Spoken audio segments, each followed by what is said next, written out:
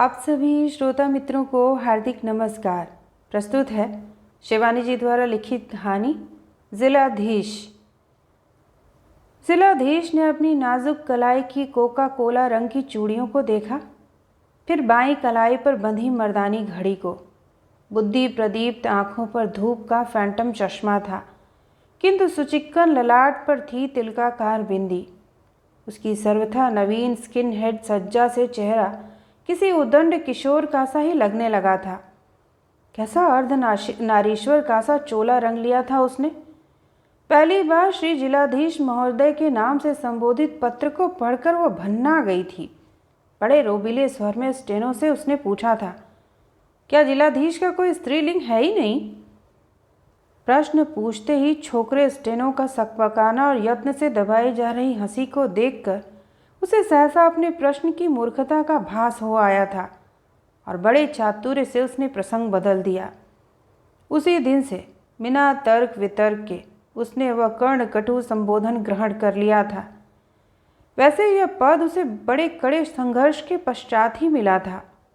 जब वह इस परीक्षा में उत्तीर्ण हुई तो स्वयं उसे लगा था जैसे वह अपनी बिरादरी से बहुत दूर छिटक गई है।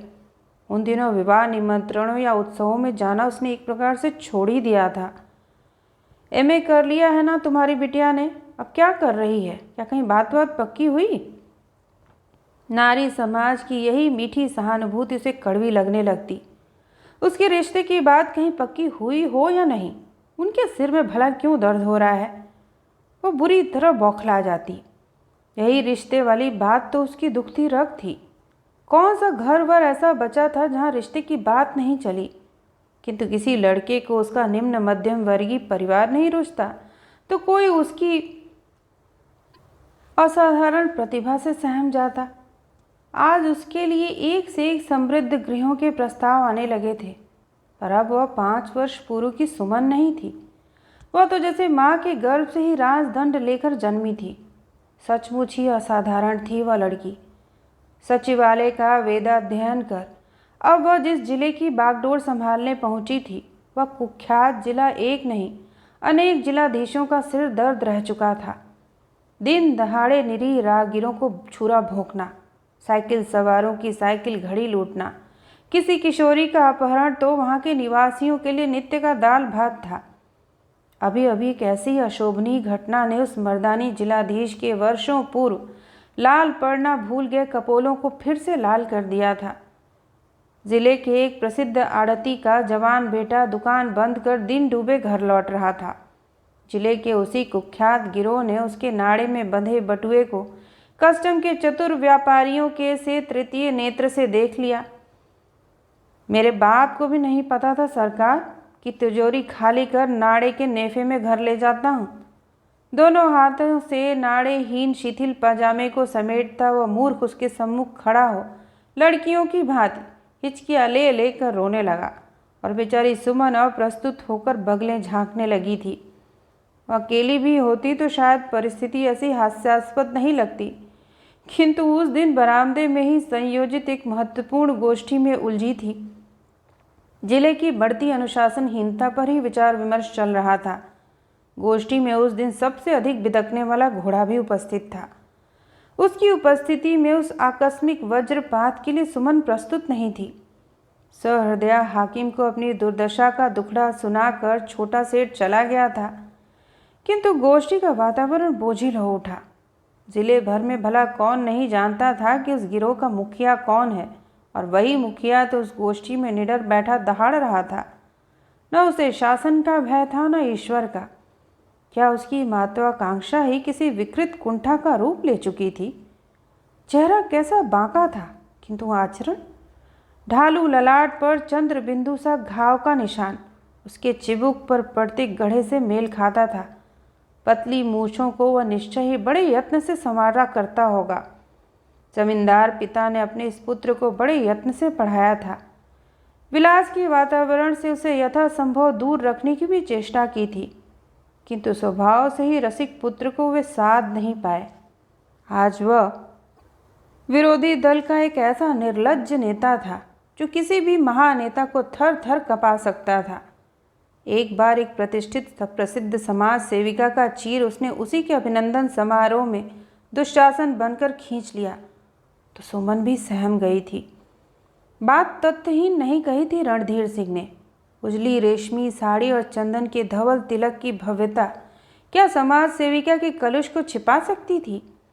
विदेशी दूध के डिब्बे लुके छिपे ग्वालों को बेचकर कैसे उन्होंने मकान खड़ा कर लिया है, चरस के निर्यात में कैसे उनका पुत्र निरंतर योगदान देता रहा है, सब कुछ उगलकर मिनटों में उत्सव पर झाड़ू फेर दिया था। वह जिले के प्रभुजाति अफसरों की परम गोपनीय फाइलें वह बगल में दाबे फिरता था। एक सुमन ने ही उसे कभी कंधे पर हाथ नहीं धरने दिया। उस लड़की का गांभीर्य, तटस्थता और असाधारण प्रतिभा देखकर रणधीर सिंह दंग रह गया था। न वह कहीं जाती थी, न किसी से उसकी मैत्री का क्षीण आभास ही वह पा सका था। यह सचमुच ही बड़े आश्चर्य की बात थी कि ऐसी आकर्षक लड़की का कोई पुरुष मित्र था ही नहीं। मीटिंग होती तो अपने मातहतों के बीच ऐसे तनकर कुर्सी पर बैठी रहती जैसे कैबिनेट के मंत्री गणों से घिरी गरिमा में प्रधानमंत्री हो। कभी भी उसे लजाते, सकुचाते या झेपते उसने नहीं देखा था। ऐसे गहरे आत्मविश्वास की आज ऐसी पराजय देखकर रणधीर सिंह मन ही मन प्रसन्न हो उठा था।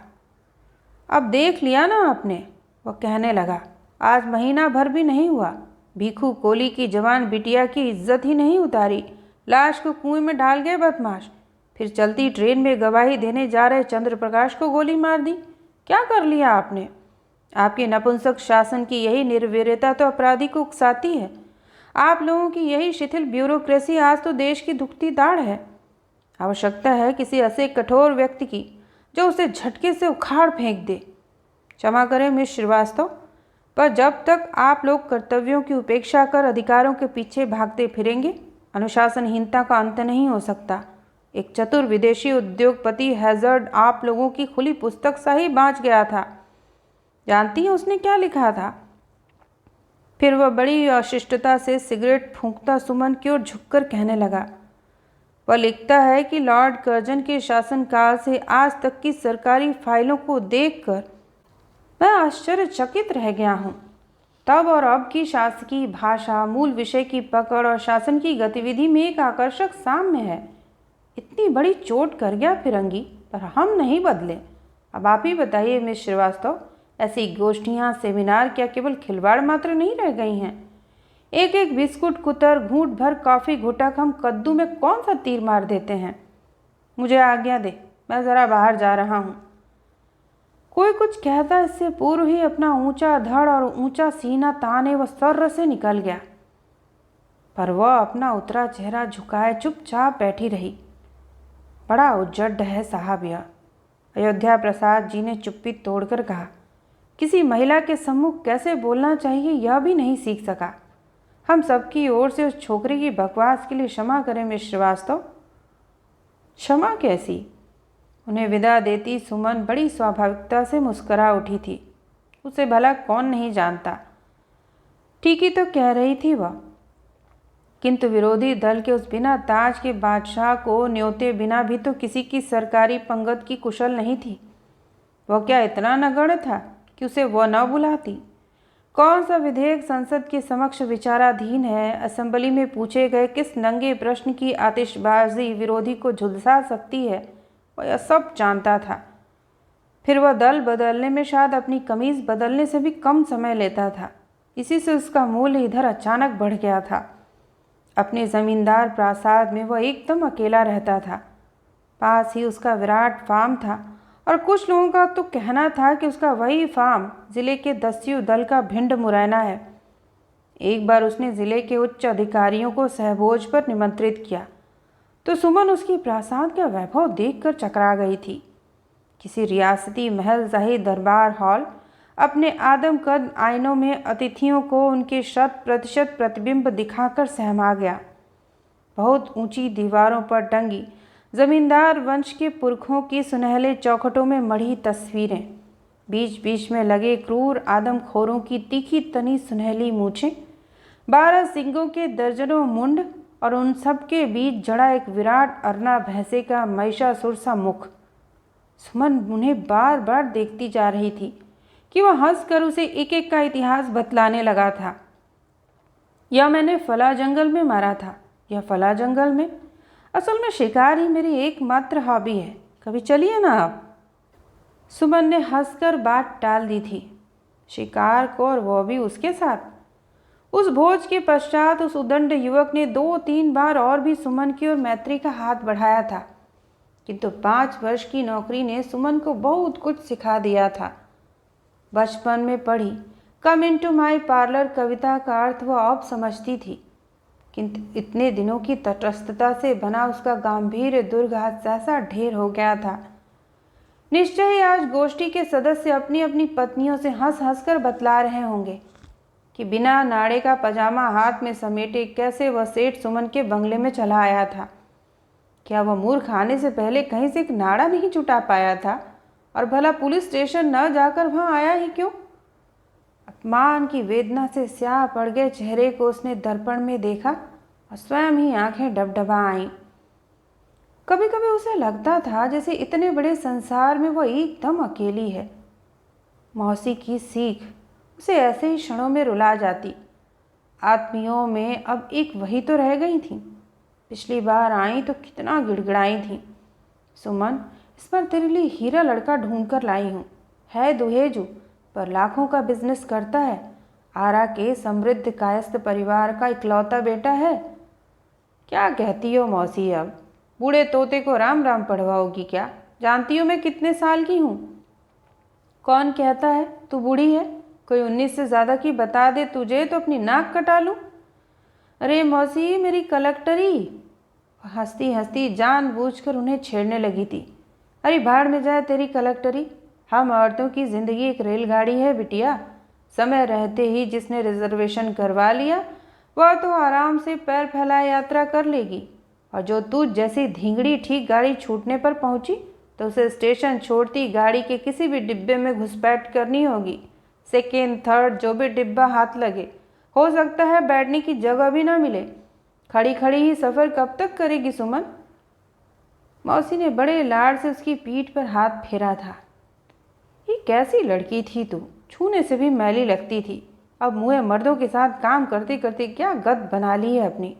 कुदरत से लड़ेगी तो मुंह की खाएगी, समझी? पर कहाँ समझी थी सुमन। केवल अपना व्यर्थ प्रतिशोध लेने ही उसने उन्हें ठुकरा दिया था। पर क्या बिगाड़ पाई उनका? पुरुष चाहे काना हो, लूला या लंगड़ा, अपने किसी क्षतिग्रस्त अंग के कारण कभी कुंवारा रह सकता है? उनमें से कौन आज तक कुंवारा बैठा होगा? उस दिन सुमन नित्य की भांति न घूमने ही गई, न चश्मा चढ़ाकर उसने नीरस फाइलों का ही अवलोकन किया। दूसरे दिन उसने छुट्टी ले ली। तीसरे दिन स्वयं उसे ही उसकी अकर्मण्यता उकसा गई।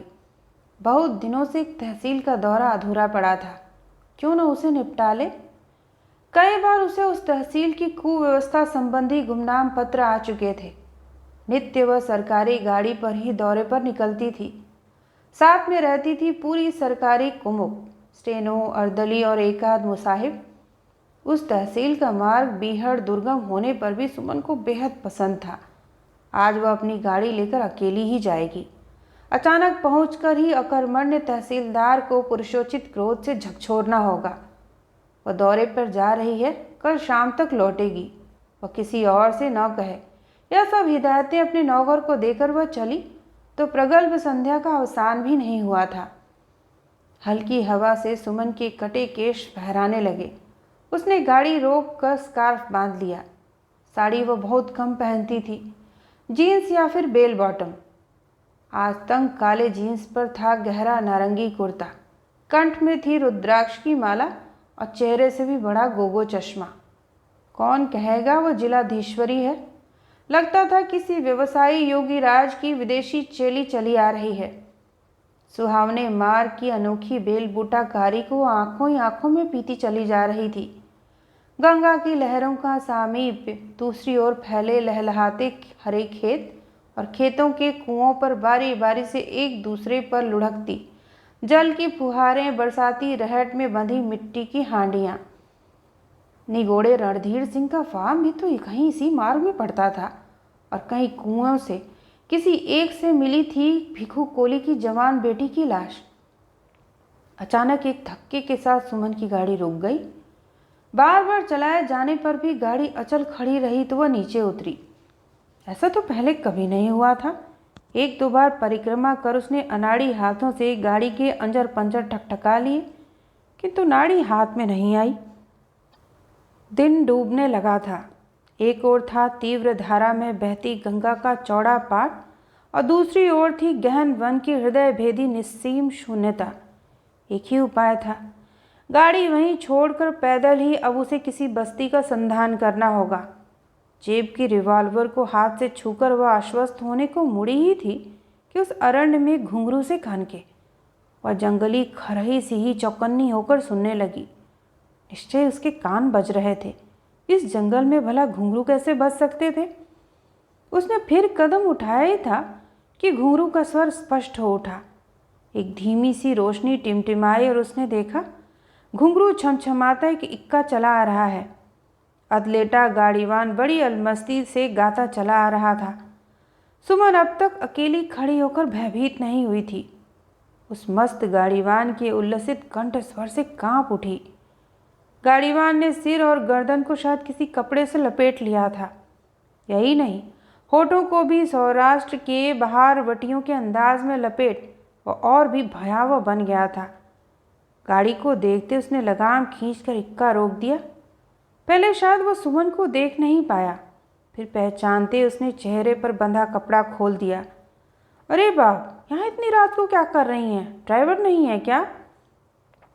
उस निर्जन वन में रणधीर सिंह को देखकर सुमन उतनी आश्वस्त नहीं हुई जितना एक परिचित चेहरे को देखकर होना चाहिए था। नहीं, 17 मील ही तो जाना था। सोचा था घंटे भर में ही जाकर लौट भी आऊंगी, पर पता नहीं गाड़ी को क्या हो गया। सुमन फिर झुक झुक कर इंजन को ऐसे देखने लगी जैसे कह रही हो, मैं ठीक हूँ, आप अपना रास्ता नापें। सुनिए, रणधीर सिंह ने गाड़ी पर झुकी सुमन को अपने कड़े स्वर से चौंका दिया। मेरी हवेली पास ही है, आप गाड़ी यहीं छोड़ दें और मेरे साथ घर चलें। वहाँ से मैं आपको अपनी गाड़ी में छोड़ आऊँगा। चलिए, अब यहाँ रुकना ठीक नहीं है। पर ऐसी भीड़ बस्ती में आप अकेली चली कैसे आई? सुमन ने बड़ी ही अनिच्छा से पर्स निकाला, गाड़ी को लॉक किया और सिर झुकाया उसके साथ चलने लगी। कुछ दूर जाकर न जाने क्या सोचकर उसका रहस्यमयी साथी रुक गया। ओफ, कैसा मूर्ख हूँ मैं, उसने हंसकर कहा। आप ज़रा रुके मिस श्रीवास्तव, मैं इक्का ले आऊँ। एक अस्पष्ट संशय में उलझी सुमन खड़ी हो गई। अभी तो कह रहा था कि मेरी हवेली पास ही है, फिर इक्का लाने की क्या सूझी? वो इक्का लेकर आया और उसके पास ही रुक गया। आइए, चढ़ पाएंगी क्या? उसने हंसकर पूछा। शायद सुमन के शरीर से लग रही जीन्स के कठोर बंधन को देखते ही वह समझ गया कि वह चढ़ नहीं पाएगी। रुकिए, क्या? वह धम्म से नीचे कूदा और लपक कर उसे गोद में उठाकर इक्के पर बिठा दिया। फिर स्वयं एक छलांग लगाकर उसने लगाम थाम ली। पल भर को सुमन को लगा कि पंख लगाकर इक्का हवा में तैरता चला जा रहा है। कई बार तो उसने होंठ काट कर चीख रोक ली। मैंने बड़े शौक से बनवाया है यह इक्का मिस श्रीवास्तव, अलमस्त चालक कहता जा रहा था। नित्य अपने हाथ से पॉलिश करता हूँ और घोड़ा कलकत्ते के रेस कोर्स से अनफिट हो गया था, जरा सी चोट खा गया था।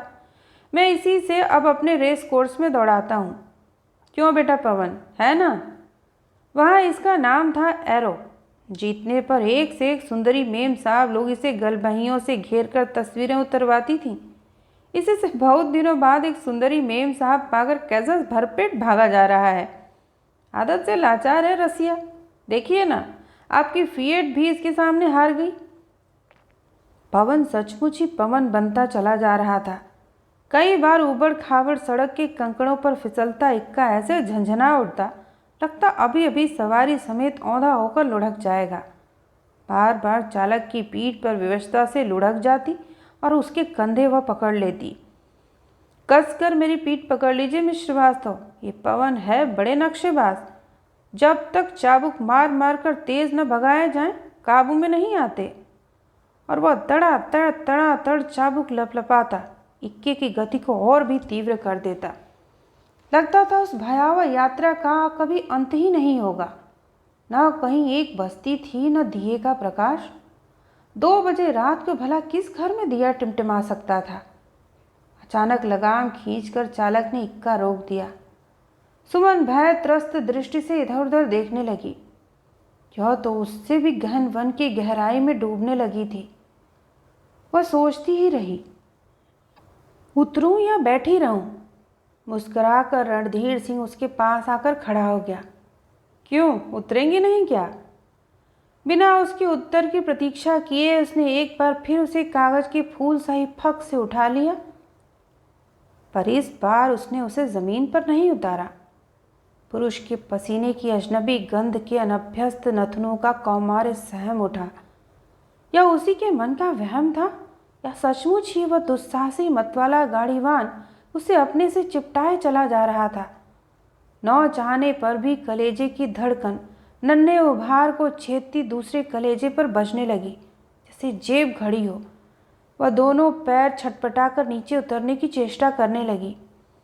आहा, क्यों नीचे उतरने की कोशिश कर रही हैं? यह रास्ता गोखरू कांटों से पटा पड़ा है और आपके पैरों में है चप्पल। एक भी गड़ गया तो महीनों खाट पर पड़ी रहेंगी। नीचे पहुंच गए हम। और उसने सुमन को नीचे उतार दिया और पसीना पोंछने लगा। बाप रे बाप, देखने में तो आप एकदम हल्की फुल्की लगती थी, पर वजन अच्छा खासा है। क्यों? वह हंस हंस कर कहने लगा। सुमन की दोनों हथेलियां पसीने से तर थीं और गला बुरी तरह सूख गया था। कैसी बस्ती थी यह, और कहाँ थी उसकी हवेली?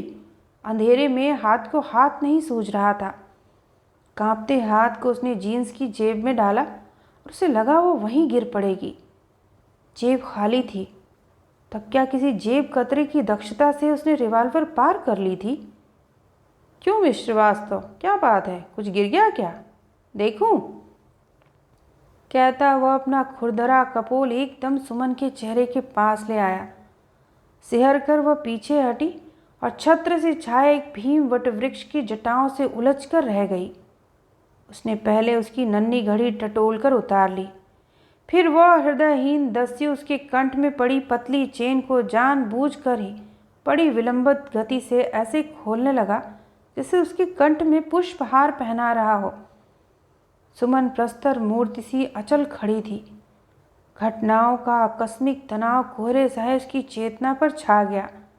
उसके शरीर से उठती मादक सुगंध से सहसा वह जंगली मुग्ध होकर झूम गया। वाह वाह, क्या खुशबू लगाई है कलेक्टर साहिबा। इसी में तो एक एक कर आपकी तहसीलें डूब रही हैं। चुप करो। क्रोध से सुमन की चेतना जागृत होकर फुफकार उठी। सब ले चुके हो, अब कुछ नहीं है मेरे पास। इस बटुए में 40 रुपए हैं, इन्हें भी लो। और सहसा वह टूट पड़ी और बटुआ उसके मुंह पर जोर से पटक कर सिसकने लगी। झूठ बोल रही हैं आप, अभी बहुत कुछ है आपके पास। आप क्या सोचती हैं, 3 तोले की चेन और 2 रत्ती की घड़ी लूटने के लिए ही आपको गोदी में इतनी दूर लेकर आया हूँ? ऐसा मूर्ख नहीं है रणधीर सिंह। बंगाल के जोतदारों का रक्त है मेरी शिराओं में मिस श्रीवास्तव। आप शायद जानती नहीं, मेरी माँ का मायका था मुर्शिदाबाद। सुन रही हैं? इस बार उसने सुमन को एक झटके से खींचकर छाती से लगा लिया। एक पल को सुमन बुत सी खड़ी रही, फिर दूसरे क्षण उस तीक्ष्ण नखा साहसी लड़की ने उसे नोच नोच कर दूर धकेल दिया। न जाने कहाँ से इन दुबली पतली बाहों में किसी छिपी गुप्ती किसी तीखी धार उभर आई थी, किंतु शत्रु अजेय था। उसके लाव पाश से वह मुक्ति नहीं पा सकी। उस निर्जन वन स्थली में खड़े दैत्याकार वृक्षों से टकरा टकरा कर उसकी विवश सिसकियां उसी तक लौट आईं। आज तक पुरुषों के कंधे से कंधा मिलाकर प्रत्येक क्षेत्र में अपनी मौलिक प्रतिभा, साहस और सूझबूझ से वह धड़ाधड़ आगे बढ़ती चली गई थी। उस वीरांगना का गर्वोन्नत मस्तक आज पहली बार नारित्व की सीमा प्राचीर से टकरा टकरा कर चूर हो गया था। यदि पुरुष होती तो क्या उसके इतने दिनों के एकाग्र कौमार्य साधना एक ही अभिशप्त रात्रि की करवट के साथ ऐसे व्यर्थ हो उठती? बहुत होता तो उसे लूट पाट कर यह दस्यु उसके प्राण ही तो लेता, किंतु उसे तो वह प्राण न लेकर भी आज निष्प्राण छोड़ गया था। विषम परिस्थिति की वास्तविकता उसे एक बार फिर बौरा गई। नारंगी कुर्ते की बाँह फट नोचकर कोहनी तक लटक आई थी। यत्न से सेट किए गए केश जैसे किसी ने टीज कर पूरे चेहरे पर फैला दिए थे। सुमन! अचानक उसकी धृष्ट पुकार सुनकर वह जैसे आकाश से गिरी। रेशमी पलकों के आंसू अभी सूखे भी नहीं थे। क्षमा करना, तुम्हें नाम लेकर ही पुकार रहा हूँ। तुम्हारे ओहदे का कोई महत्व नहीं रहा अब, है ना? जब तुम्हें पहली बार देखा तभी मैंने प्रण कर लिया था कि एक न एक दिन। वह अपना मुंह जोर वाक्य पूरा भी नहीं कर पाया कि सुमन ने अपना मृणाल दंड सा कोमल हाथ वज्र बनाकर उसके गाल पर घुमा दिया। हवा में घूम गई किसी बेंत की पतली छड़ी किसी सड़ाक से रणधीर सिंह पल भर को तिलमिला गया। फिर उसने उसी हाथ को ज़बरदस्ती खींचकर होठों से लगा लिया। ऐसे तिलमिलाने से कुछ नहीं होगा सुमन। कौन जीता है और कौन हारा है यह भी क्या अब मुझे ही बतलाना होगा। पर तुम्हें विश्वास दिलाता हूँ जिलाधीश्वरी, आज की यह मीठी स्मृति केवल हम दोनों की ही धरोहर रहेगी। साक्षी रहेगा या उदार अश्वत्थ। फिर वह छटपटाती सुमन को अपनी चौड़ी छाती से चिपटाए थोड़ी देर में तृप्त खर्राटे भरने लगा। चेष्टा करने पर भी सुमन फिर बंधन मुक्त नहीं हो पाई। एक करवट लेकर उसका भयावह सहचर पलटा तो वह छिटक कर उठ गई। नवोदित सूर्य की पांडुवर्ण किरणों का जाल वन वनांतर चीरता उस अरण्य को रंग गया। वट वृक्ष की मौन शाखा प्रशाखाएं पक्षी रव से मुखरित हो उठी। क्या बढ़िया नींद आई। मैं तो भूल ही गया था कि तुम भी मेरे साथ सोई हो। वह हंसा। ओह, उस कुटिल कामी की हंसी कैसी स्वच्छ और निर्दोष थी। मैं तुम्हारे पास नहीं सोई थी। क्रुद्ध स्वर में फुफकारती सुमन और 2 कदम पीछे हट गई। ओह, तब क्या बरगद की जटा पकड़कर लटकी थी अब तक? और फिर हंसकर सिगरेट सुलगाने लगा। देखो ना, मेरा कुर्ता अभी भी तुम्हारे आंसुओं से भीगा है।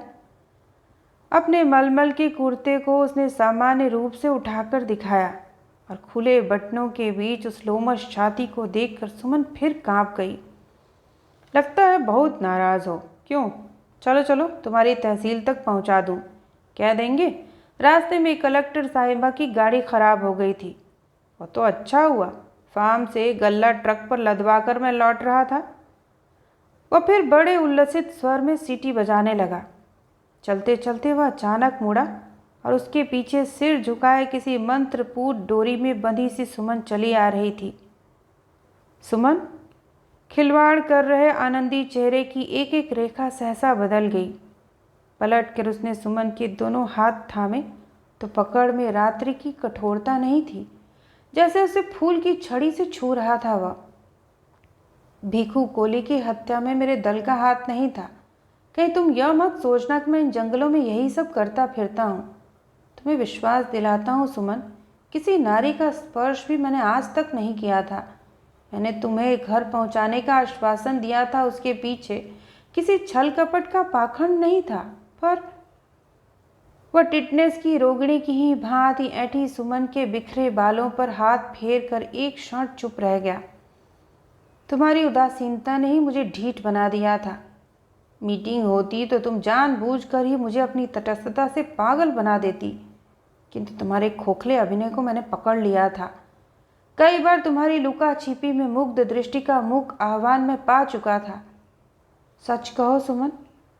उसने सुमन के दोनों कंधे पकड़ लिए और झुकी पलकों पर अपनी तीक्ष्ण दृष्टि निबद्ध कर दी। सुमन जैसे प्रखर सूर्य की किरणों के तेज के सम्मुख आंख नहीं उठा पा रही थी। कैसी विचित्र थी तुम्हारी सज्जा। वह स्वयं ही बोलता चला जा रहा था। कभी कांसे सी चमकती अर्धनग्न पीठ का बड़े औदार से प्रदर्शन कर रहा तुम्हारा ब्लाउज, कभी किसी छोकरे कैसे ढीले कुर्ते की मेखला में लुका छिपी खेलता, और भी रहस्यमय बन गया तुम्हारा यौवन। क्या तुम जानबूझकर ही स्वयं दुर्भाग्य को नहीं न्योद गई थी? सुमन के स्वाभाविक रूप से सफ़ेद पड़ गए चेहरे को देखकर उसने एकाएक गिरगिटी रंग बदल लिया। सहमी सहचरी को अब उसने चिबुक उठाकर गुदगुदाने की व्यर्थ चेष्टा की। कोई मनहूस सी मेट्रन वाली साड़ी वाड़ी पहनकर दफ्तर में बैठी होती तो शायद ये सब नहीं होता। मैं ऐसी वैसी मर्दानी औरतें देखा करता हूँ जो अफसर बनते ही अपनी बलवती इच्छा शक्ति से मूछें तक उगा लेती हैं। तुम्हारी कसम सुमन, एक ठुड्डी तो मैंने दाढ़ी भी देखी थी, 46 इंच सीना और ऐसी चौड़ी हथेली की तमाचा मारे तो 32 ही बाहर। पर तुम तो केवल नाम की अफसरी हथिया सकी हो, क्यों? सुमन चुपचाप खड़ी रही। Let us part friends. उसने फिर हंसकर अपना हाथ सुमन की ओर बढ़ा दिया, किंतु उसके मैत्रीपूर्ण आह्वान को व्यर्थ कर सुमन अपने कुर्ते की ऊंची बाह को यत्न से संभालती आगे बढ़ गई। इक्के को उसके बंगले से पहले ही रोक कर वो उसे उतार गया। बिना उसकी ओर एक बार भी देखे वह तेजी से निकल गई। बंगले पर पहुंची तो मान बहादुर अचानक लौट आई स्वामिनी को देखकर घबरा गया। मालिक की किशोरी सलोनी पुत्री को वो अपनी मेम साहब के कॉफ़ी मग में हंस हंस कर झागदार कॉफ़ी पिला रहा था। हड़बड़ा कर मालिक नंदिता उठ गई। सुमन ने कठोर दृष्टि से दोनों को देखा और कमरे में चली गई। जहाँ देखो वहीं प्रकृति की हृदयहीन ठिठोली। कनपटी पर अभी भी शिराएं जैसे पटापट हथौड़ियाँ चला रही थीं। गुसल खाने में घुसकर उसने पूरा शावर खोल दिया और घंटों नहाती रही। मान बहादुर सहमे स्वर में बंद दरवाजे से ही 2 बार चाय के लिए पूछकर लौट गया। नहाकर निकली तो उसने यूडी कोलोन की आधी शीशी शरीर पर उलट ली, किंतु अजय पुरुष परिमल शिकारी ग्रेहाउंड की सी उसका पीछा कर रही थी। रात भर का अस्वाभाविक तनाव किसी दुस्वप्न के कोहरे की धुंध से उसे घेर गया। अलमारी में धरी एस्प्रिन खाने की उसे महीने में एक आधी दिन आवश्यकता पड़ती थी, वो भी एकमात्र गोली। आज 3-3 गोलियां घुटकने पर भी सिर दर्द से फटा जा रहा था। और चेहरे की तमतमाहट, वो तो जैसे मज्जा में रिस कर रह गई थी। मान बहादुर डरते डरते चाय की ट्रे लगा गया। चाय पीकर उसने अपने अर्दली को बुलवा भेजा तो मान बहादुर सहमा।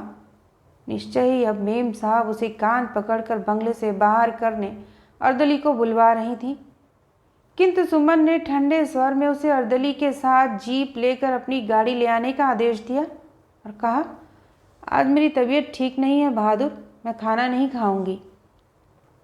जाने के पहले बहादुर बड़े सलीके से फाइलों का अंबार उसकी मेज़ पर लगाकर धर गया था।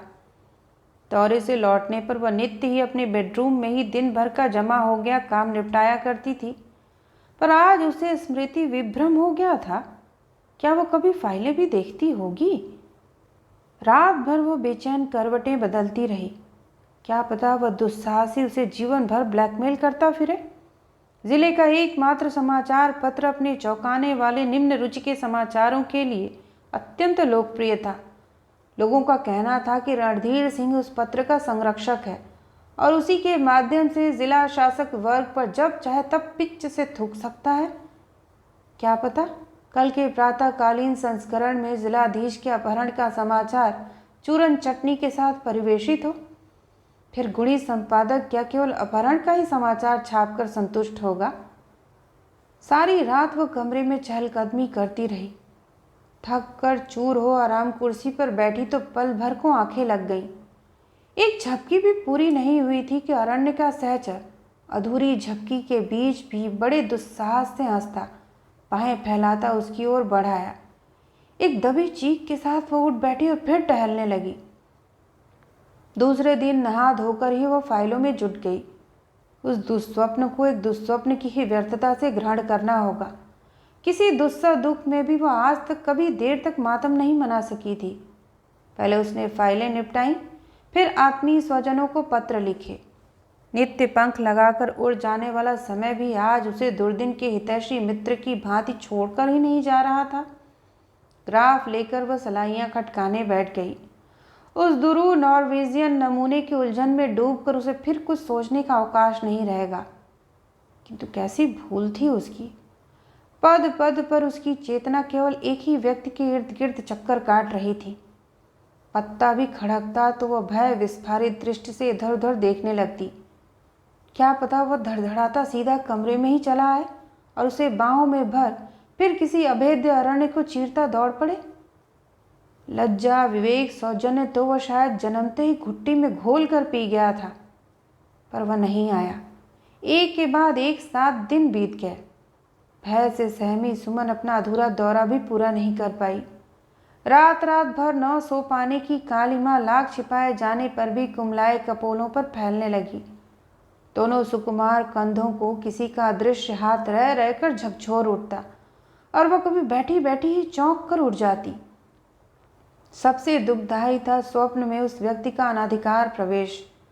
उस काल रात्रि के अवसान के पश्चात एक भी रात ऐसी नहीं बीती थी जब वह उसके स्वप्न लोक में मुस्कुराता खड़ा न हो गया हो। और नित्य के उन दुस्वप्नों की सबसे अविश्वसनीय घटना थी स्वयं सुमन का स्वभाव के विपरीत निर्लज्ज आचरण। वह बाहें फैलाता तो वह उनमें स्वेच्छा से सिमटने को व्याकुल हो उठती। वह उसका चिबुक स्पर्श करता तो वह अपने जन्म जन्मांतर के तृषार्त अधरों की याचना स्पष्ट कर देती।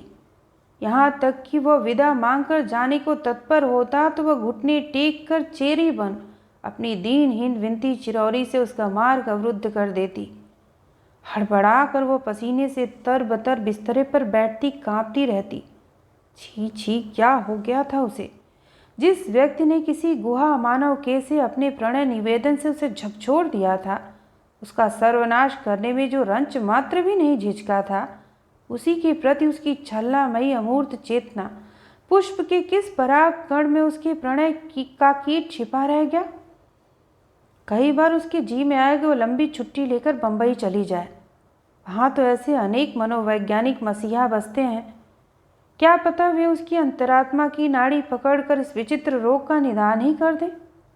पर उन पर भी तो उसकी आस्था नहीं थी। स्वयं उसकी चचेरी बहन एक ऐसे ही प्रसिद्ध मनोवैज्ञानिक चिकित्सक की पत्नी थी और उसे महीने में 15 दिन हिस्टीरिया के ऐसे दौरे पड़ते थे कि चिकित्सक जीजा उसे लुक छिप कर प्रेतात्माओं के किसी प्रसिद्ध चिकित्सालय में झड़वा भी लाए थे। अपने इस रोग पर उसे स्वयं ही विजय पानी होगी। रात भर की उन्नीदी आंखों को अपनी ठंडी हथेलियों से ढककर वह एक दिन लॉन में बैठी थी कि उसकी अनिद्रा का कारण शरीर उपस्थित हो गया। वह तटस्थ भी नहीं हो पाई थी कि वह स्वयं हंसता हंसता बड़ी स्वाभाविकता से ऐसे कुर्सी खींचकर जम गया जैसे बड़े आग्रह से न्योता गया प्रिय पाहुना हो। कहिए मिस्टर श्रीवास्तव, मैंने सुना 7-8 दिन से आपकी तबीयत ठीक नहीं है। सुमन का चेहरा तमतमा उठा। इससे किसने कह दिया? उसकी अनिद्रा का रहस्य तो केवल उसी तक सीमित था। मन की बात भांप लेना राजनीति के उस चतुर खिलाड़ी के बाएं हाथ का खेल था। उसने सुमन के चेहरे की तमतमाहट के बीच भी उसके मूक प्रश्न को पढ़ लिया। छोटी सी जगह है या? और फिर दोनों हाथों को अलमस्ती से कुर्सी के पीछे डाल हंस हंस कर झूला झूलने लगा। किसके चौके में क्या पक रहा है या नथुने मीचते ही सूंघा जा सकता है।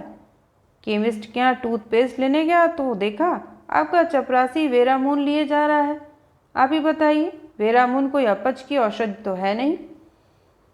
सुमन ने बड़ी रुखाई से मेज पर धरा अखबार उठा लिया और पढ़ने का अभिनय करने लगी, पर उसके कांपते हाथों को देखने वाले ने देख ही लिया था। क्यों चिंता करती हैं? उसने धीरे से अखबार खींच लिया। जिले का सबसे सतर्क रिपोर्टर आपके चरणों का दास है। उसके रहते इसमें कोई भी खबर ऐसी नहीं छप सकती जिससे आपकी यश पताका कालिमा रंजित हो।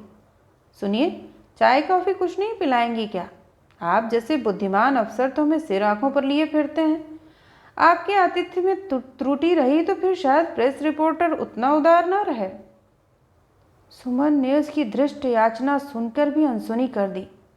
कोई कसाई भी होता तो शायद गाय सी उन 2 बेहद डरी सहमी आंखों को देख छुरी लिए स्वयं ही 2 डग पीछे हट जाता।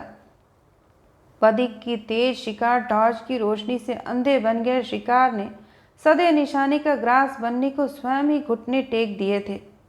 न वह उसे डांट कर भगा सकी, न स्वयं ही वहां से उठ पाई। बहादुर, जल्दी चाय बना कर ले आओ। इस बार रणधीर सिंह ने ऐसे रोबीले स्वर में आदेश दिया जैसे वही गृहस्वामी हो। आप तो ऐसे बैठी हैं जैसे किसी ट्रांस की माध्यम हो। अच्छा, ईमान से बताइए तो ज़रा, क्या सपनों में मुझसे हंस हंस कर लिपट नहीं जाती आप? काश वे सपने सच होते। सुमन चौंक कर उसे देखती ही रह गई। कहता क्या है यह? क्या सचमुच ही यह किसी अघोरी तांत्रिक का सर्वदर्शी अंतर्यामी चेला है? अनिद्रा का रहस्य तो मान लिया, इस दवा का सूत्र थाम कर मिल गया, किंतु उसके दुरूह स्वप्नों की पोटली किसने थमा दी उसे? तब से नित्य मैं भी ऐसे ही सपने देखता हूँ सुमन। वह एक लंबी सांस खींचकर कहने लगा, अब तुम न मुझसे दूर भागती हो न मेरी बाहों में छटपटाती हो। तुम्हारा वह मीठा आत्मसमर्पण क्या मेरे सपनों तक ही सीमित रहेगा? सुमन अब और कुछ नहीं सुन सकी। बहादुर चाय बनाकर रख गया था। उसके हाथ पैर ऐसे विवश हो गए कि वो प्यालों में चाय भी नहीं डाल सकी। यह कैसा विचित्र संयोग था भगवान! क्या क्रूर विधाता भी उन दोनों को स्वप्नों के माध्यम से छलने लगा था। रणधीर सिंह ने ही चाय बनाकर उसे प्याला थमाया और सम्मोहन सिंह में बंधी वह चाय पी गई। मैं उतना नीच नहीं हूँ सुमन जितना तुम मुझे समझती हो। वह धीमे स्वर में कहता जा रहा था। बचपन में माँ को खो दिया, पिता ने दूसरा विवाह कर लिया था। न मुझे माँ की ममता मिल पाई न बाप का दुलार। मेरी कुंठा ने मुझे विद्रोही बना दिया। चाहो तो तुम ही अपने रूप, प्रतिभा और स्वभाव से मुझे क्षमा करें। उसके मोहक प्रस्ताव को बीच में ही काट कर वह उठ गई थी। मुझे एक मीटिंग में जाना है, ठीक 10 बजे पहुंचना था और 10 बज गए हैं। चलिए चलिए। हंसता हंसता उसी के साथ खड़ा हो गया। आप शायद भूल गई, मैं भी तो उसी की कार्यकारिणी का सदस्य हूँ। और फिर तो उस मीटिंग में रणधीर सिंह के प्रश्नों की बौछार ने सुमन को बौखला दिया। वह जो भी प्रस्ताव रखती वह चट से उसी क्षण उसकी व्यर्थता सिद्ध कर उसे परास्त कर देता। घर लौटते ही सुमन लंबी छुट्टी पर जाने का निश्चय ले चुकी थी। और ठीक था कि ऐसा निश्चय लेकर वह स्वयं अपने बंधु वर्ग के सम्मुख पराजय ग्रहण कर रही थी। जब 8 महीने पूर्व वह इस जिले का कार्यभार ग्रहण करने आई थी तो उसके अनेक सहकर्मियों के एक साथ कई पत्र आए थे। वे कभी स्वयं इस जिले का कठिन शासन भार संभाल चुके थे। यह जिला तो हमारे प्रदेश का प्रॉब्लम चाइल्ड है, देख लेना, साल भर से पहले ही तुम्हें लंबी छुट्टी पर जाना होगा। एक मित्र ने लिखा तो गर्वीली सुमन ने तीर सा उत्तर लिख भेजा था, निश्चिंत रहो, मुझे छुट्टी नहीं लेनी पड़ेगी। किंतु आज तो उसे स्वेच्छा से ही अपना बोरिया बिस्तरा लपेटना पड़ा। यह भी संभव था कि इस छुट्टी के बीच उसका तबादला हो जाए, पर यदि नहीं हुआ तब? इस तब का सुमन के पास कोई उत्तर नहीं था। अब उसके लिए एक ही मार्ग खुला रह गया था कि वह मौसी का प्रस्ताव मानकर उसी दुहेजू के गले में माला डाल दे। उस दिन उसने नींद की गोलियां नहीं खाईं। क्या पता वही गोलियां उसे ऐसे ऊल जलूल सपने दिखा रही हों। रेडियो खोलकर वह चुपचाप बिस्तर पर लेट गई। किसी प्रसिद्ध सितार वादक का आलाप और झाला उसे थपकियां सी देता रहा और वह कई दिनों बाद पहली बार गहरी नींद में डूब गई। नींद स्वाभाविक ही थी, किंतु सपना था अस्वाभाविक। नित्य का दुस्वप्न नींद में डूबी पलकों पर फिर उतर आया और सुमन हंसती लजाती उन्हीं बाहों में सिमट गई। आज उसी रात्रि का वह वन विहारी सहचर सज कर आया था। चेहरे पर लिपटा था बहार वटिया साफा, ढीला मलमल का कुर्ता और खुले बटनों से चौड़ी सिल सी चमकती छाती। कांपते अधरों पर पतली मूंछों का स्पर्श पाकर सोने वाली हड़बड़ा कर उठ बैठी। किंतु यह क्या स्वप्न था? यदि स्वप्न ही था तो क्यों उन बाहों के लौ कपाट मुद कर रह गए थे? क्यों वह छटपटाने पर भी मुक्त नहीं हो पा रही थी? तुम कैसे आ गए यहाँ? सुमन की दृष्टि अपनी मिनी पारदर्शी नाइटी पर पड़ी। वह क्रोध, लज्जा और भय से थर थर कांप उठी।